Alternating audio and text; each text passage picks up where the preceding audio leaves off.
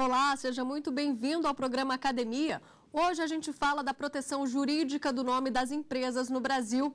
A dissertação é do mestre em Direito Daniel de Souza. A proteção jurídica do nome de empresa no Brasil. Dissertação apresentada à Faculdade de Direito da Universidade de São Paulo para obtenção do título de mestre em Direito Comercial. Orientador, professor doutor Newton Silveira.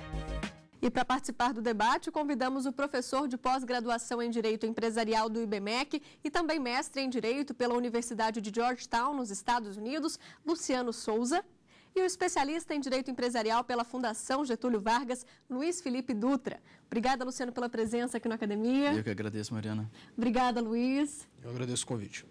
Bom, e agora vamos entender melhor esse tema. Confira um rápido resumo da dissertação. O estudo aborda a proteção jurídica do nome das empresas no Brasil. A proteção ao nome empresarial é concedida por meio da inscrição da empresa na Junta Comercial do Estado. Segundo o autor, garantir a proteção do nome da empresa é um problema crônico que se arrasta há anos no país. E acontece porque a normatização é imprecisa, assim como os debates de jurisprudência sobre o tema. Daniel, seja muito bem-vindo aqui na Academia. Um prazer, Mariana, muito obrigado pelo convite. Obrigada por ter aceito também nosso convite, sair lá de São Paulo, né, e vir aqui gravar com a gente. É uma satisfação. Queria começar explicando um pouquinho sobre o tema dessa dissertação. O que quer dizer essa proteção jurídica do nome das empresas? Pois é, todo empresário, seja individual, ou seja sociedade, ele necessita de um nome para poder exercer suas atividades licitamente no Brasil. Então, no momento de inscrição do ato constitutivo, ou inscrição do empresário individual, ele necessariamente tem que dizer ao Estado qual é o nome pelo qual ele vai exercer a atividade empresarial dele. E é sobre isso que a gente tentou falar um pouquinho no nosso trabalho, porque, embora seja um instituto muito antigo e presente na nossa legislação desde 1850, não se tem até hoje uma diretriz clara, objetiva, que delimite a proteção, os efeitos, enfim, as consequências da adoção desse nome pelo empresário. E tem um porquê de você ter escolhido esse tema? Sim, o problema, na verdade, é prático. Eu sou advogado, sou especializado em propriedade intelectual e, diuturnamente, surgiam casos em que havia debate sobre violações de nomes empresariais. E isso, às vezes, é violação com base em outros nomes empresariais, ou o nome empresarial que contivesse uma marca de terceiro, um título de estabelecimento de terceiro. E aí eu quis estudar um pouco o tema e percebi que era um balaio de gato, né? E aí, quando me propus a fazer meu mestrado, eu falei, vou tratar do nome empresarial, porque é um tema realmente que eu acho que merece um tratamento especial, atualizado, porque a gente teve uma lacuna de obras sobre o nome empresarial. A gente teve no Brasil importantes obras na década de 80 e um pouquinho antes também, mas depois mais nada. Então, eu precisava de um olhar um pouco mais atual, principalmente tendo em vista o advento do nosso Código Civil, né, em 2002, que ele mudou assim radicalmente alguns pontos em que o nome empresarial vinha sendo tratado e entendido pela jurisprudência e pela doutrina. Então, houve um giro coperniciano em relação ao que a forma de proteção, a extensão da proteção, o âmbito de proteção do nome. E aí achei um momento adequado e oportuno para tratar do tema. E só para quem está em casa entender, na prática, Daniel, quais que são os casos mais comuns que acontecem entre os empresários, né? Uhum. Mariana, o que a gente vê de mais comum são realmente conflitos entre os nomes empresariais, principalmente quando não há o cuidado do empresário em pesquisar se já existe um nome empresarial composto por aquele sinal que ele pretende adotar. Isso ocorre muito nas denominações, em que você elege um sinal fantasioso, uma locução que não seja o seu nome civil, e nesses casos pode realmente haver conflitos. Infelizmente é muito comum, até porque a gente não tem no Brasil uma base de dados unificada dos nomes empresariais. Então há uma dificuldade prática, inclusive, de se pesquisar nomes empresariais pré-existentes. Na junta comercial, onde você vai registrar, você consegue fazer isso, mas não há uma base nacional de pesquisa. Então, ou seja, de estado para estado pode haver, então, essa... Com certeza. Com certeza. E fora isso, pode sempre haver conflito com marcas de terceiros, né? Então, a gente sempre recomenda que, ao se adotar um nome empresarial, seja pesquisado não só se já existe um nome empresarial similar, registrado, idêntico ou similar, mas também se já existe uma marca sendo usada para aquele sinal. né? Essa simples cautela pode evitar um prejuízo e uma dor de cabeça muito grande. Quem que vence nesses casos, né? Tem uma empresa e você tem uma empresa com o mesmo nome. Quem registrou primeiro ganha a ação? Como é que funciona isso? Pois é, a gente tem uma regra geral, quando a gente fala de conflitos entre sinais distintivos, isso se aplica aos conflitos entre nomes empresariais, que é a aplicação do princípio da anterioridade. Então, normalmente se tutela aquele que primeiro adotou o sinal.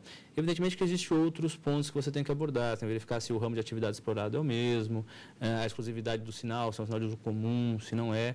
Enfim, tem toda uma análise casuística no conflito para verificar se há ou não colidência e possibilidade de ação, mas uma regra geral é a anterioridade do uso, a adoção inicial do uso. Tá certo. Bom, e o Daniel separou para a gente também alguns livros que ajudaram nesse estudo. Vamos conferir. Tratado da Propriedade Industrial, de João da Gama Cerqueira, editora Lumen. Propriedade Intelectual, de Newton Silveira, editora Manoli. Teoria de la Concorrência e de los Bienes e Materiales, de Túlio Ascarelli, editora Bosch.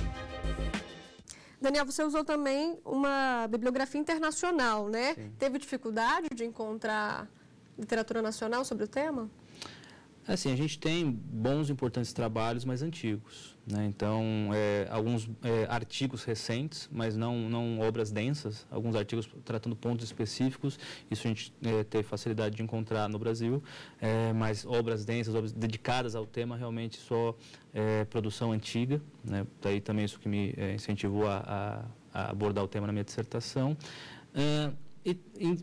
Sobre a doutrina internacional também a gente tem uma certa dificuldade, não em identificar, porque ela é farta, mas em aplicar isso no nosso ordenamento jurídico, que é muito diferente do que a gente vê no mundo, na maioria dos países, em relação ao nome de empresa. E aí, o Brasil está à frente ou ainda está longe de chegar ao ideal, na sua opinião?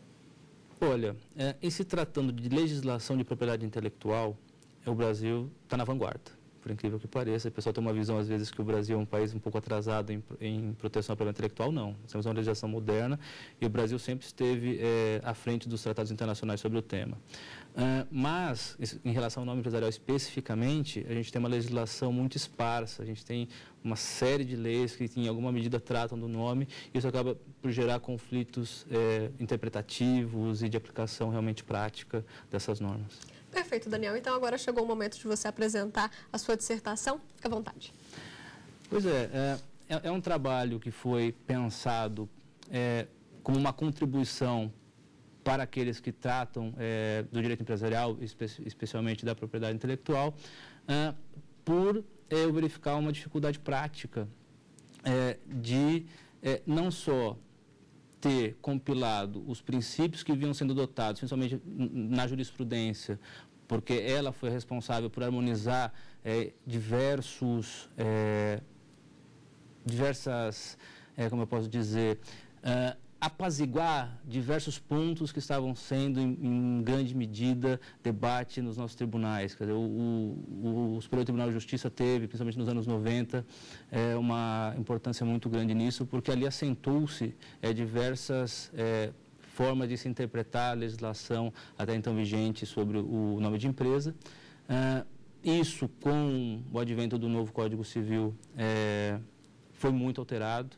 Então, passou-se de uma jurisprudência consolidada, que dava algum norte para os jurisdicionados, para aqueles que tinham interesse e necessidade de uma proteção eficaz e adequada em relação ao nome empresarial, para um terreno um pouco pantanoso, em que você não se tem, de uma forma muito clara, qual é o âmbito de proteção desse nome. Quer dizer, ele é territorial, ele está limitado à circunscrição da junta, onde você fez o comercial, onde você fez o registro.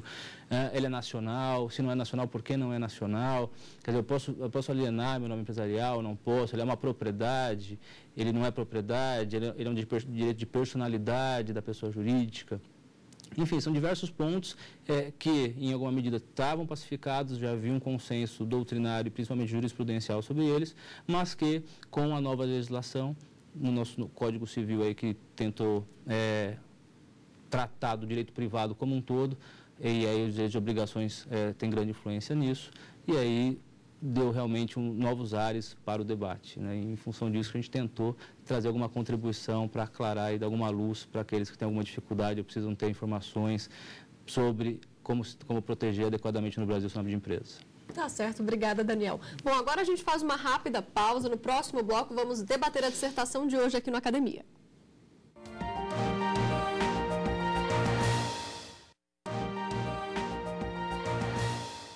O Academia está de volta e hoje a gente fala da proteção jurídica do nome das empresas no Brasil.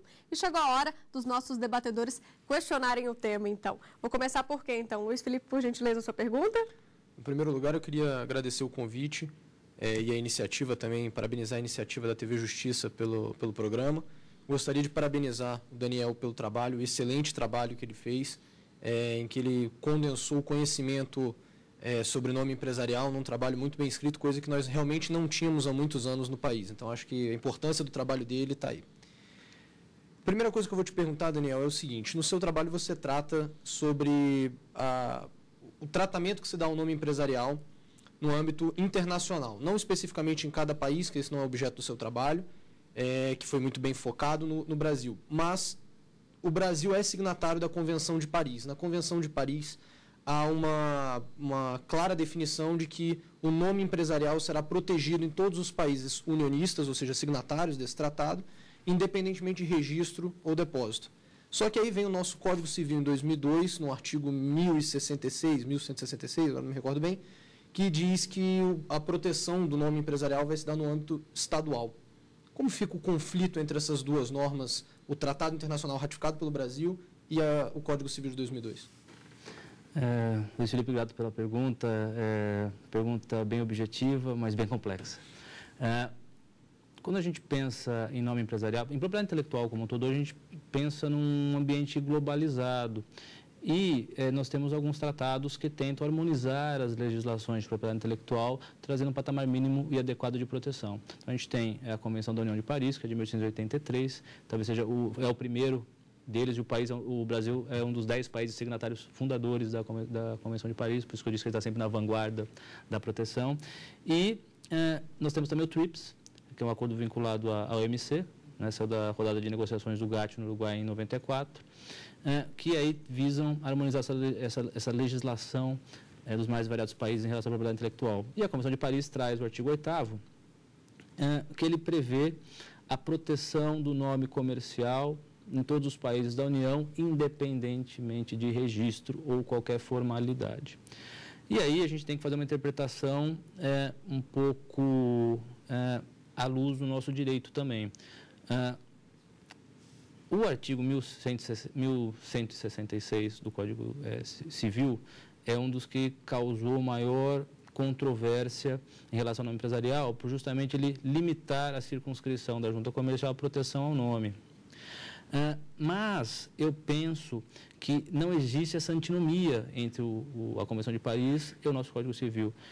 Por que eu digo isso? Porque, na minha opinião, são legislações, são normas que tratam de uma maneira diferenciada diferentes funções que o nome empresarial exerce.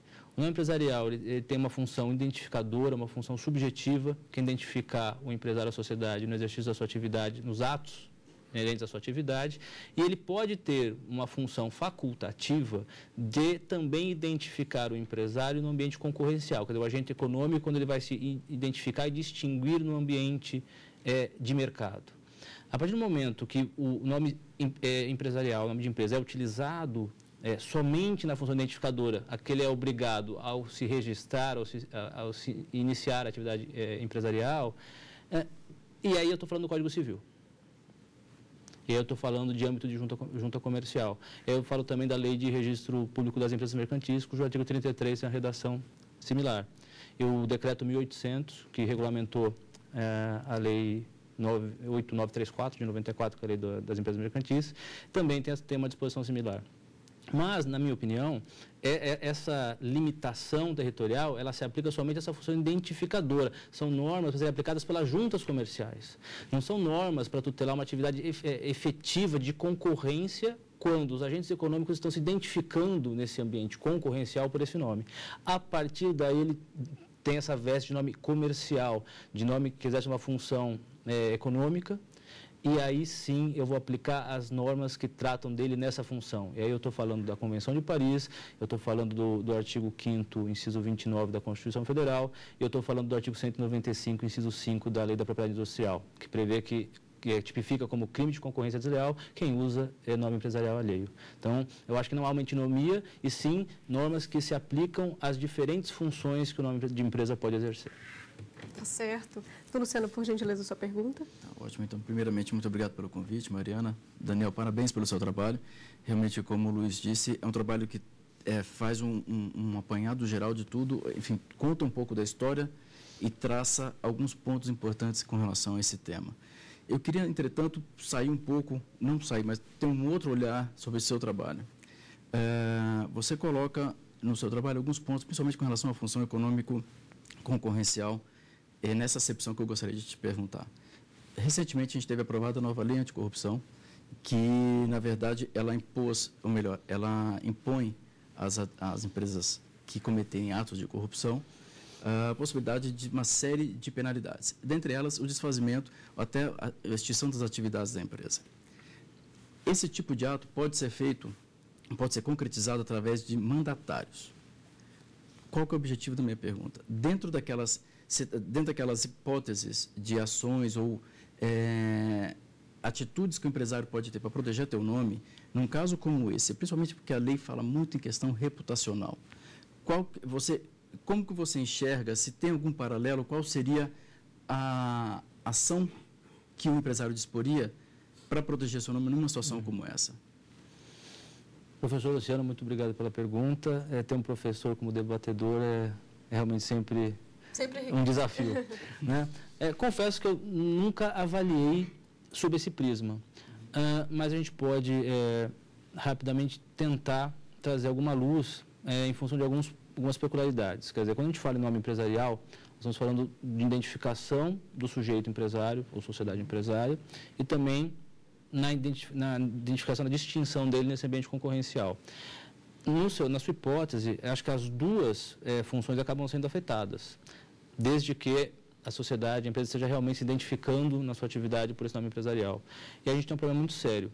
Por quê? A partir do momento em que você gera essas consequências nefastas à atividade da empresa, inclusive podendo ter até o fechamento dela, você atinge o empresário no seu sinal de identificação, quer dizer, e identificação não é só assinar, constar nas notas fiscais, enfim, é cadastro de fornecedores, obtenção de crédito no mercado. Isso pode ser muito rapidamente afetado, isso pode realmente gerar um prejuízo evidente à empresa. E esse prejuízo ele vai ser exponencialmente aumentado se essa empresa também se identifica por esse nome empresarial, no seu ramo de atividade, no seu segmento de mercado. E aí, eu penso que poderia se avaliar realmente uma ação indenizatória num caso em que o mandatário, por um ato dele, gere essas consequências que podem realmente afetar em grande medida e, eventualmente, até interromper uma atividade empresarial. Mais uma questão, Luiz Felipe. Daniel, o seu trabalho tem um viés muito prático, eu acho isso muito bom, até porque, como somos todos advogados aqui, até facilita a conversa entre todos. E aí eu também vou te fazer uma pergunta, pegando uma referência que você fez no início da sua exposição, sobre as funções subjetiva e objetiva do nome empresarial. E aí me vem a seguinte pergunta. Sabendo que existem essas duas funções, uma subjetiva e objetiva, é possível ao empresário ou à sociedade empresária alienar o seu nome empresarial, que se distingue da marca, né? A resposta à sua pergunta é não. Eu não posso vender meu nome empresarial, regra geral. Por quê? Porque ele está ligado à pessoa, à azienda subjetiva do empresário. Então, por ele identificar o empresário e estar ligado à sua pessoa, é vedada a alienação do nome. Mas isso na teoria, porque na prática comercial, o nome empresarial, se usado na função objetiva, na função econômica concorrencial, ele evidentemente tem um valor. Então, o que acaba acontecendo em muitos casos? É alienada a pessoa jurídica, quer dizer, não é alienado o nome em si, mas sim o sujeito que ele identifica, através de uma seção de cotas, de ações, e em certa medida acaba sendo uma transferência da sociedade, mas cujo nome, e se não for aqueles casos em que não pode ser mantido o nome, quando nome civil, enfim, quando é firma, mas em geral uma denominação, então ela pode acompanhar o sujeito que ela identifica. Então, nesses casos é possível. E o parágrafo único do artigo 1164, ele trata do nome empresarial derivado, que alguns entendem que seria uma forma de alienação em exceção à regra.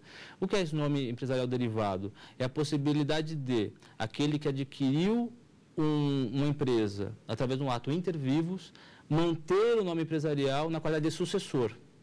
Então, fulano de tal, sucessor de. E aí você acaba mantendo nessa forma de identificação o nome empresarial anterior.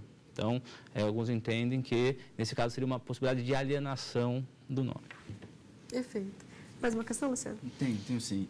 No seu trabalho você faz uma abordagem muito interessante sobre a colidência dos nomes, né? O que eu gostaria de entender um pouco de você é o seguinte, o empresário pode impedir o registro de um outro nome apenas na colidência total ou simplesmente por semelhança? Mais ou menos esse ponto que eu gostaria que você explorasse. Esse é um ponto muito importante e realmente de difícil resposta. Quando você fala em nome empresarial, você tem algumas espécies, né? A gente fala em nome empresarial, a gente tem as firmas, né? E as firmas e razões sociais, em casos em que é o próprio nome civil do empresário que a forma, e você tem as denominações, que aí tem expressões fantasiosas ou às vezes relacionadas ao objeto social da empresa. Quando você faz essa análise de conflitos, primeiro aspecto se você tem princípios e nortes diferentes em se tratando de firmas e se tratando de denominações. Por quê? Em relação às firmas, você não pode impedir que um empresário adote o seu nome civil no exercício da atividade empresarial. Ele pode, desde que dê suficiente distintividade se já houver um empresário com um nome idêntico. Pode haver homonimia. Então, nesse caso, ele tem que acrescer uma identificação adicional, que pode ser em relação à sua própria pessoa ou em relação ao gênero da atividade que ele desenvolve. Então, em relação às firmas, a possibilidade de ter nomes mais próximos em função de se tratar do próprio nome civil do empresário no exercício da sua atividade comercial, empresarial. Nas denominações, o critério já é um pouco mais rígido. Por quê? A denominação ela é eleita, não é o nome. Pode até conter o nome, mas tem outros elementos ali que podem ser escolhidos livremente pelo empresário. Então, normalmente nas denominações, como é que funciona? Se ela tem um elemento identificador nuclear muito distintivo, você vai fazer a colidência em relação a esse elemento nuclear distintivo. Agora, se a denominação é composta por sinais comuns, aí você vai analisá-la como um todo. E aí, realmente, casuisticamente, que você vai definir e ter condições de verificar se é um caso ou não de colidência. Para a gente fechar, Daniel, eu queria saber o seguinte, a sua perspectiva para daqui a uns anos, né? O Brasil tende a melhorar nesse aspecto ou o que precisa para se resolver essa questão? Eu sou brasileiro e sou muito otimista, né? Eu acho que sempre pode melhorar. Evidentemente que isso passa por um afinamento da nossa jurisprudência, principalmente em relação a tentar observar essas diferentes funções que o nome empresarial exerce e principalmente a natureza do nome empresarial. Por quê? Porque se você entende que o nome empresarial é um direito de personalidade, o tratamento jurídico que você tem que dar a ele é um. Se você entende que ele é uma propriedade, o tratamento é outro. E se você entende que é um direito pessoal, obrigacional, fundamentado nas regras de repressão à concorrência desleal, o tratamento jurídico é outro. Então, talvez estabelecer bem esse discrimen entre as normas que se aplicam à função identificadora, as normas que se aplicam à função objetiva, econômico-concorrencial, para aí sim tutelar, no caso concreto, qual função ou quais funções você está tratando e você tem interesse em ter uma tutela jurisdicional adequada. E a partir do momento que os tribunais tiverem essa visão de diferenciar essas funções e diferenciar em razão das diversas funções a norma jurídica aplicada ao caso concreto, eu acho que a gente vai ter uma jurisprudência um pouco mais afinada, um pouco mais consentânea com as necessidades que a gente tem hoje. Tá certo, Daniel. Muito obrigada, então, pela sua presença e pelas suas explicações aqui no programa hoje. Foi um prazer, agradeço mais uma vez o convite, é uma honra estar aqui com vocês hoje. Para mim foi muito enriquecedor e espero que vocês tenham aproveitado. Infelizmente o tempo acabou, né? Foi muito rápido. Obrigada, Luciano, pela sua presença. Eu que agradeço mais uma vez, Mariana, Daniel, parabéns. Luiz Felipe, obrigada por ter vindo aqui enriquecer o nosso debate. Muito obrigado, eu que agradeço o convite e parabenizo mais uma vez o Daniel. Bom, e você também pode ter sua tese ou dissertação apresentada aqui no programa. Mande um e-mail para a gente, academia@stf.jus.br. E para rever o programa dessa semana, é só acessar o endereço que você vai ver aí na tua tela, tvjustiça.jus.br. Obrigada pela companhia e até semana que vem.